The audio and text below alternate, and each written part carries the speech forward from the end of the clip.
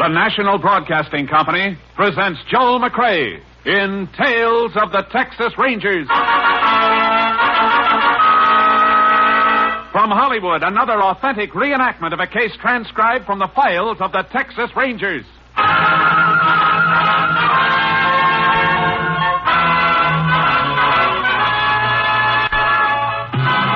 Tales of the Texas Rangers, starring Joel McCrea as Ranger Jace Pearson. Texas, more than 260,000 square miles, and 50 men who make up the most famous and oldest law enforcement body in North America.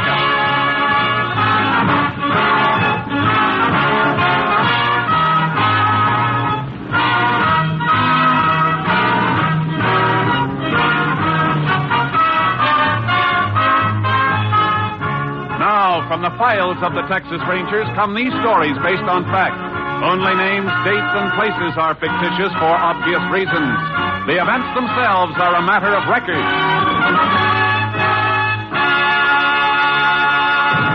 Case for tonight, Open and Shut.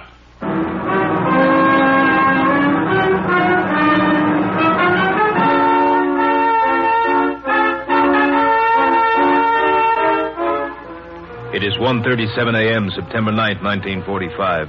John Meston, a wealthy rancher, is awakened by the sound of a speeding car screeching to a stop on the driveway outside his house. Seconds later, he jumps out of bed and reaches for a robe as the downstairs door opens. His daughter, Connie, comes up the stairs screaming hysterically. Daddy, please. Connie, baby. What is it? What's the matter? Oh, Daddy, Bob. He's dead. He's dead. Bob, dead? What happened to him? Connie, get hold of yourself. What happened? I'm frightened, Daddy. I'm frightened. There was a man with a bandana over his face. Where, Connie? Where? The old cattle road east of the ranch. We were parked there. Oh, it was horrible. Here, sit down. Sit down while I call the sheriff. And you'd better have a doctor. Get something for your nerves. He tried to hold us up. Why? Bob had his gun in the car. They fought over it. Operator, get me Sheriff Sykes. I want to report a murder.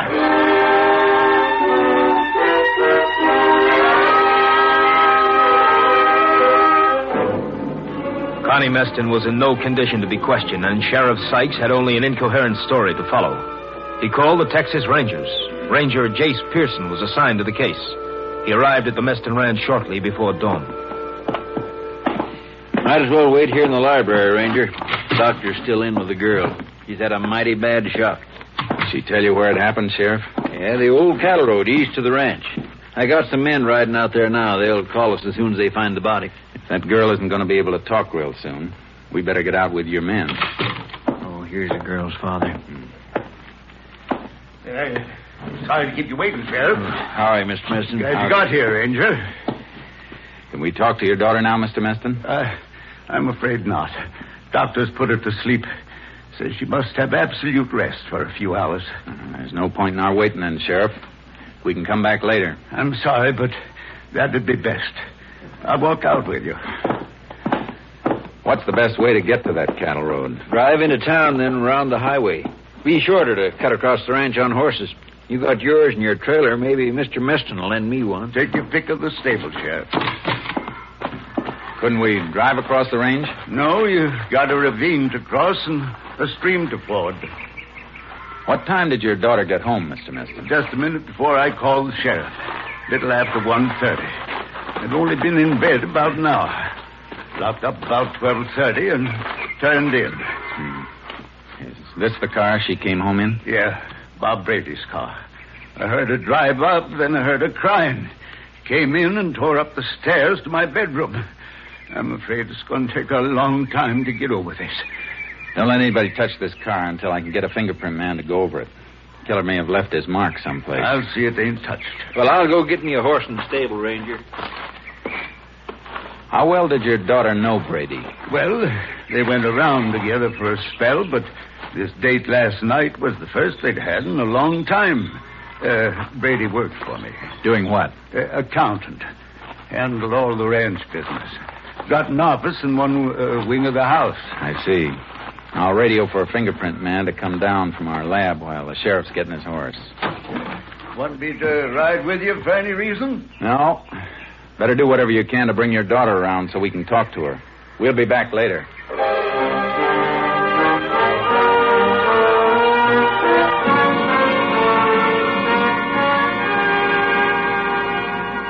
I made my radio call, and then Sheriff Sykes and I cut across the ranch to the old road. The riders had just found Bob Brady's body. Nothing had been touched. The riders waited while the sheriff and I went over the ground. Standing right beside the car when he was killed. The car tracks are heaviest here where it was parked. Yeah. Brady and the girl have been walking around, though. Prints go over that way and then turn around and come back here to the body. There's a third set of prints mixed in with theirs. Yeah, must be the killers. Yeah. Came up the road here and stopped beside the car and walked on again. Heavy powder burns on Brady's coat. He was shot from close up. I only saw the girl for a minute. Couldn't make much out of what she was saying, but I think Brady was killed with his own gun. How come? Carried an automatic in the glove compartment of his car. He toted quite a bit of the ranch's cash on him sometime. It's funny the killer didn't use his own gun, unless he didn't have one. Well, the girl said Brady tried to get his gun from the car. The fellow took the gun away from Brady and killed him. So I guess he couldn't have had a gun of his own. It doesn't make sense. He was taking a mighty big chance, staging a holdup if he wasn't armed. Although I guess it was robbery, all right. Brady doesn't seem to have a cent on him. No wallet, no wristwatch, nothing. Yeah, no doubt about the motive. Well, I guess I better have the body moved into town. Deputy can notify Brady's mother. Yeah. And better order an autopsy report. Isn't going to tell us anything we don't know, though. Keep a couple of your riders here. Sure thing, but what do you want them to do? Beat the brush and look for Brady's gun. And while they're looking, we can follow this extra set of tracks and see where they lead.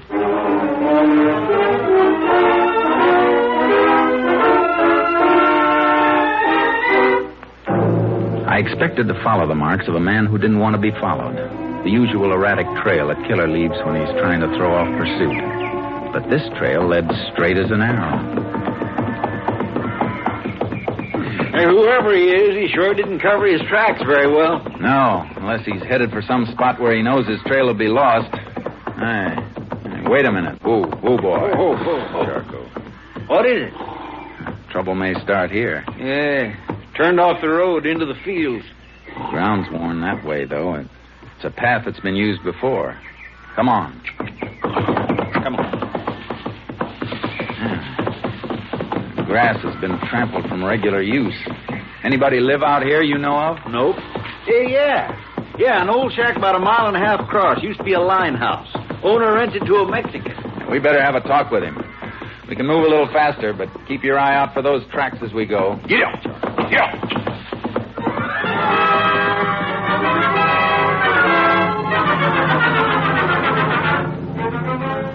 We reached the shack, and the earth around it were the boot prints of a man. They matched the ones we'd been following.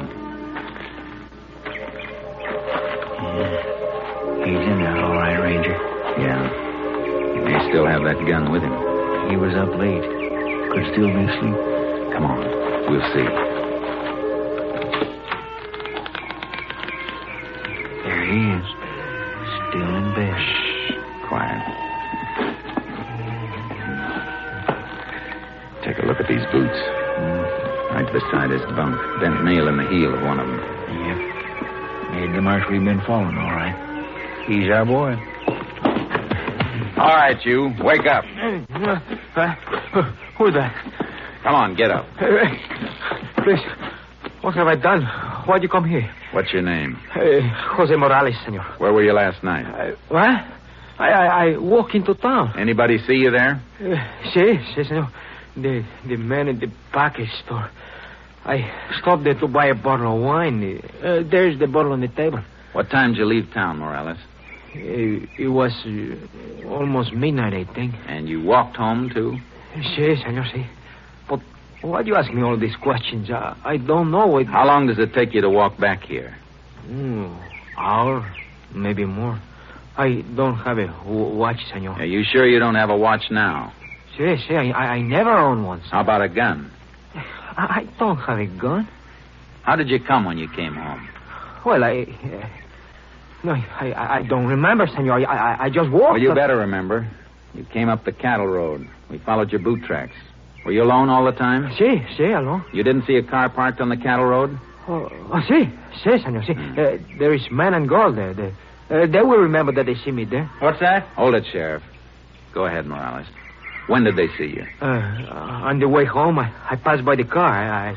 I think maybe the car is broke down. So I took a look inside, but there's nobody there. Uh-huh. And then I walk a little further. I meet a man and girl. I asked them, is something wrong with the car? Go ahead. Well, they told me no. So I just come away. Senor, if you can find them, they will remember. They can tell you I was there. This man's walking himself right into the electric chair, Jace. Yeah, too easy. You better get dressed, Morales. You're coming with us. But why, senor? What have I done? You'll find out later. Just get dressed. Let's comb this shack, Sheriff. See if we can find that gun.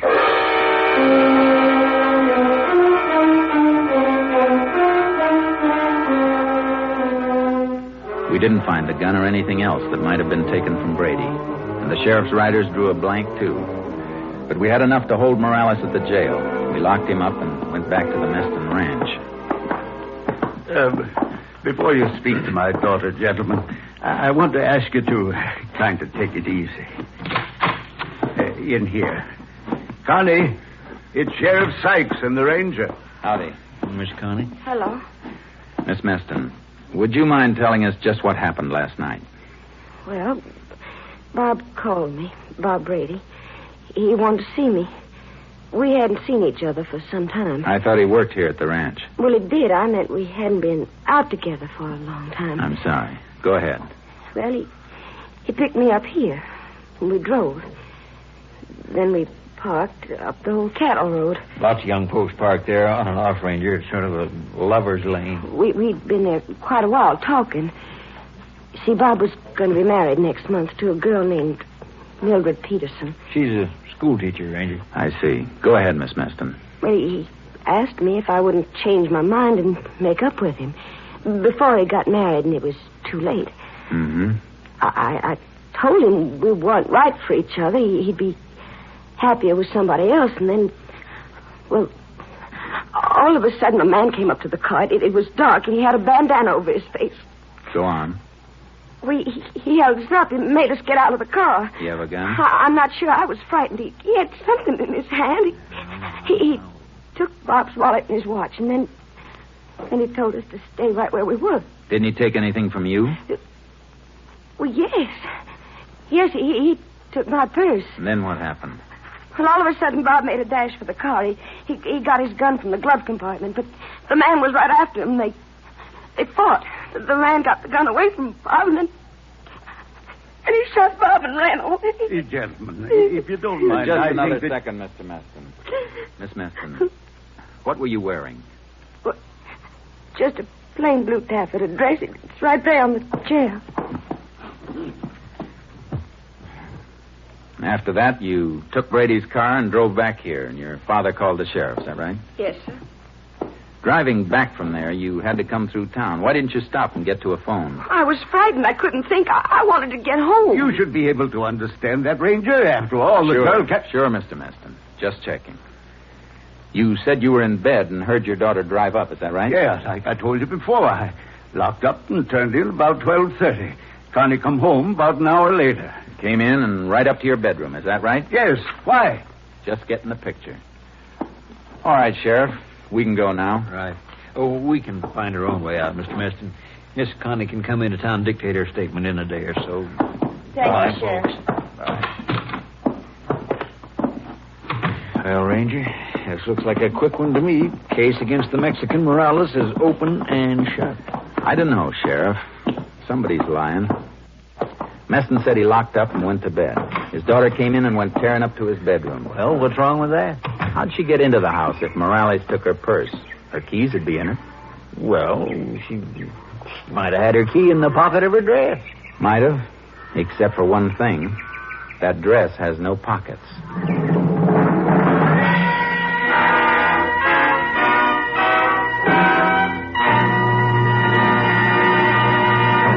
In just a moment, we will continue with Tales of the Texas Rangers, starring Joel McCrea as Ranger Jace Pearson. This month, the National Broadcasting Company celebrates 25 years of bringing you the best radio programs. 7 days a week, you can depend upon NBC for music, drama, comedy, entertainment of every kind, as well as the latest up-to-the-minute news from every corner of the world. When you tune where you hear the familiar NBC chimes, you know you're tuned for the finest in radio listening. We continue now with Tales of the Texas Rangers, and tonight's case, Open and Shut, an authentic story from the files of the Texas Rangers.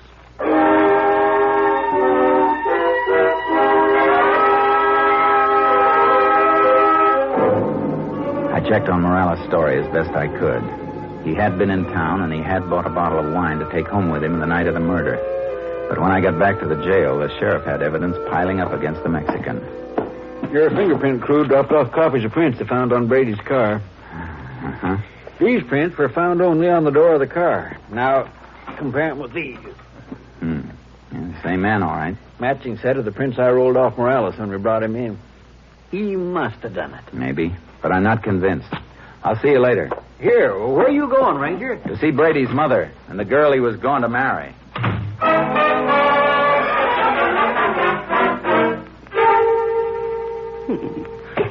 The only boy I had left. His two brothers were killed in the war. And... Please, Mother Brady, we've got to help the Rangers. Oh, I'm sorry, Ranger. It's all right, ma'am.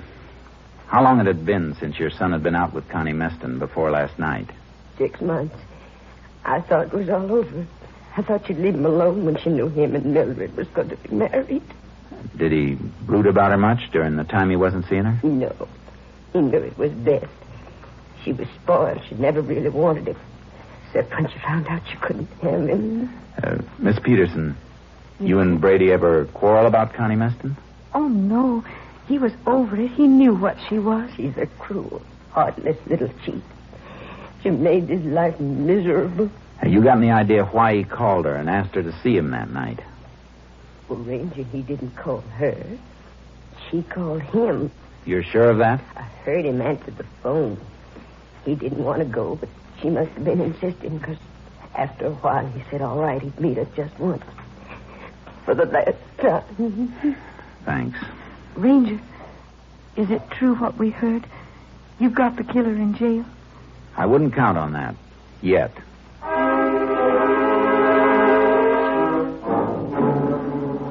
I went back to the jail and questioned Morales again.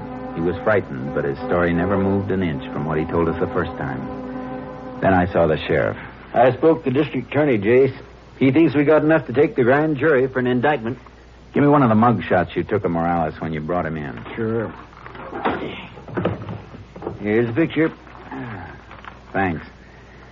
I want Connie Meston to look at it and see if she can identify Morales. Well, she said the man who stuck him up had a bandana over his face. She said a lot of things, Sheriff. Brady struggled with the man who killed him. Morales carried a bottle of wine from town to his shack. We checked that. If he had a struggle with anyone, how come he didn't drop the bottle and break it? Yeah, seems like it would have broke, don't it? You got a bandana here? Yeah, the one we took from Morales. Why? No, not that one. I want one with a different color and pattern. Maybe one in my deputy's locker. Get it. I want to see how many lies Connie Meston can tell. I won't be satisfied with the case against Morales until we find Brady's gun and the things that were supposed to be stolen.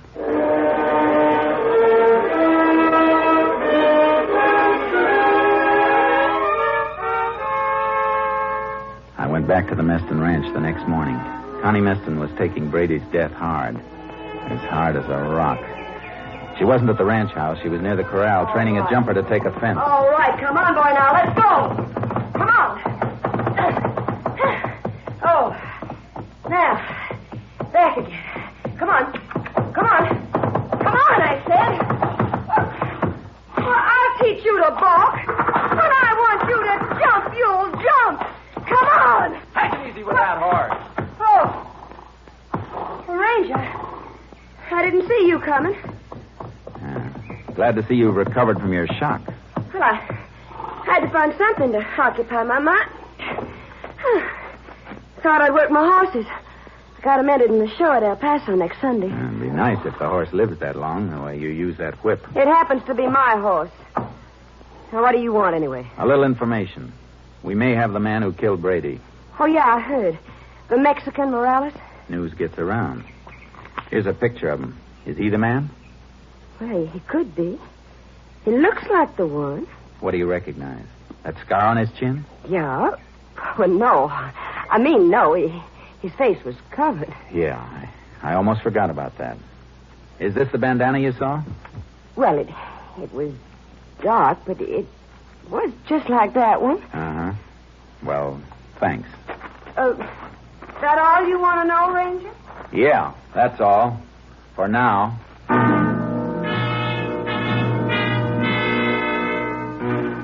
I saw Connie Meston's father as I was leaving the ranch. He seemed pale and shaky seeing me there. I was certain that Connie Meston was lying all the way. The sheriff dropped a bombshell in my lap when I got back to the jail. He was running for his car when I drove up. Hey, Sheriff! Sheriff, where you going? Oh, I'm glad you got here. I was just heading for Morales' place. You'll want to come along, I reckon. Why? What's out there? I think we're going to find the gun and the stuff he stole. Look, here. Just got this in the mail. It was posted last night in the Mexican section. The note was printed in Spanish on yellow paper. It said, "Look in cattle tank near Morales' house." That was all. Reckon Morales trusted a friend who decided to double-cross him? We better get out there.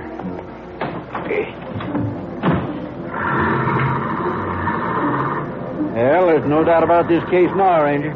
We find that gun, and Morales is headed for the electric chair for sure.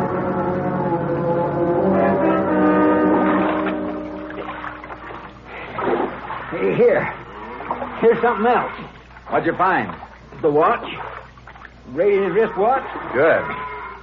Well, this is all of it. Come on, let's get out of this water. Sure.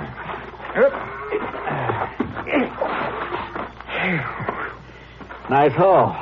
The gun, the girl's purse, Brady's wallet, and wristwatch, right on Morales' doorstep. That's the end of this case. No, it isn't. Oh, now, Jay. Look at these things, Sheriff. Look at the muzzle of this gun. It's clogged solid with dirt, packed tight. Well, always some mud in the bottom of a cattle tank. Yeah, but this isn't mud. It's packed earth, and it's packed so tight it didn't dissolve in the water. Yeah.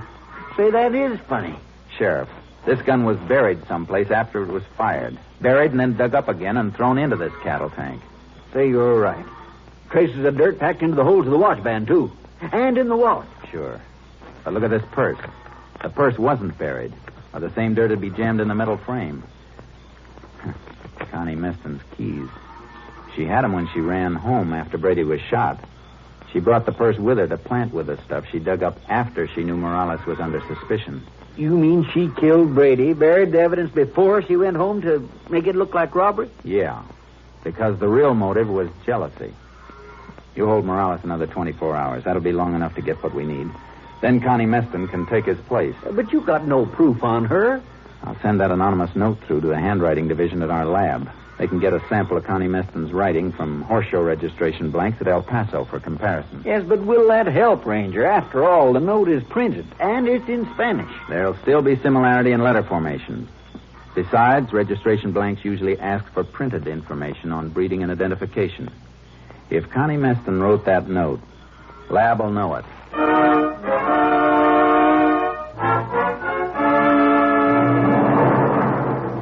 It checked.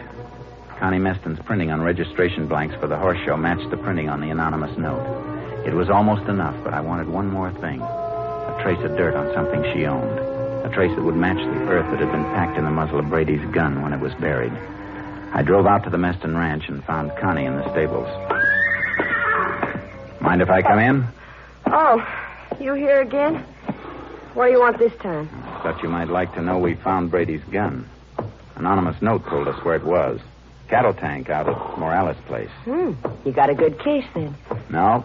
Morales didn't put the gun in the tank. How do you know? Because the gun and the other things had been buried. They were dug up again and thrown in the tank. Well, maybe he decided to change the hiding place. While we were holding him in jail? No, it's not likely. Morales didn't kill Brady. Well, you know who did? Not for sure, but we'll find out. Whoever dug those things up must have carried them in something while they were taking them to the cattle tank. Some dirt was jammed in the muzzle of the gun. We find out what it was carried in, clothing maybe, somebody's pocket. We can match the dirt in our lab. I see. That's very interesting. I thought you'd think so. Well, I guess I better be getting back to town.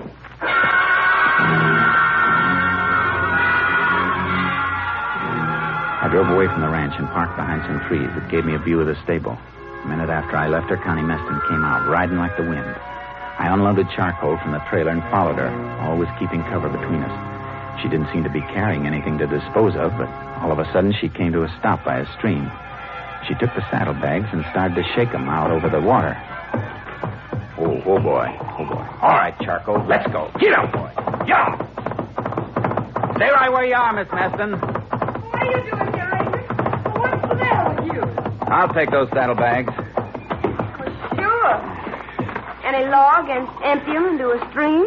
None that I know of. Well, take them then, Ranger, because they're empty. Not as empty as you wish they were. And a few grains of dirt stuck in the seam. That's all we're going to need. Well, you can't make anything out of that. Oh, I got a few other things. That anonymous note in Spanish matched the registration blanks you sent into El Paso. I don't think you'll be showing your horses Sunday. Why, you... Give me that whip. You won't be using this again either. Now, get on your horse and ride for the house.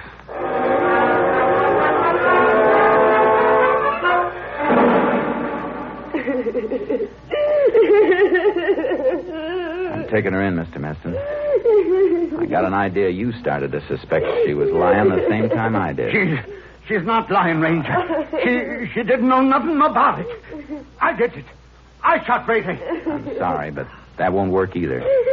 I got her pinned down all the way. Daddy, help me talk to him. Well, give him some money. Well, what kind of a father are you if you can't help me? Shut up! Why, you hit me. Yes. I should have started 20 years ago before I let you get to be what you are. Maybe I'm not legally guilty, Ranger, but I'm guilty of raising her the way I did. Too bad you didn't think of it sooner. All right, Connie. Let's get into town.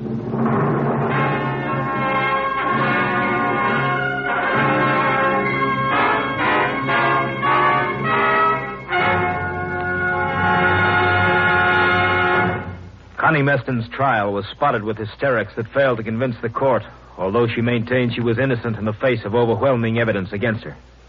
Then, as the trial neared a close, she changed her plea to guilty, and in an effort to avoid a death sentence, she confessed. She was sentenced to the women's prison at Huntsville for 50 years. Next week, Joel McCrea in another authentic reenactment of a case from the files of the Texas Rangers.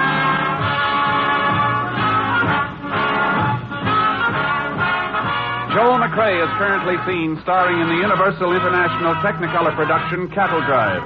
The cast included Tony Barrett, Joan Banks, Francis X. Bushman, Farley Bear, and Vivi Janis. Technical advisor was Captain M.T. Lone Wolf Gonzalez of the Texas Rangers. This story was transcribed and adapted by Joel Murcott, and the program was produced and directed by Stacy Keach. Hal Gibney speaking. It's the Silver Jubilee on NBC. Next, it's The Big Show, with stars including Sophie Tucker, June Valley, Jerry Lester, Ann Sheridan, Morton Downey, and your charming hostess, Tallulah Bankhead. Then enjoy mirth and music with Phil Harris and Alice Faye. Later, Theater Guild on the Air presents Age of Innocence, co-starring Claudette Colbert and MacDonald Carey. And for pictures of your favorite NBC stars, buy the current NBC Silver Jubilee issue of Radio TV Mirror magazine.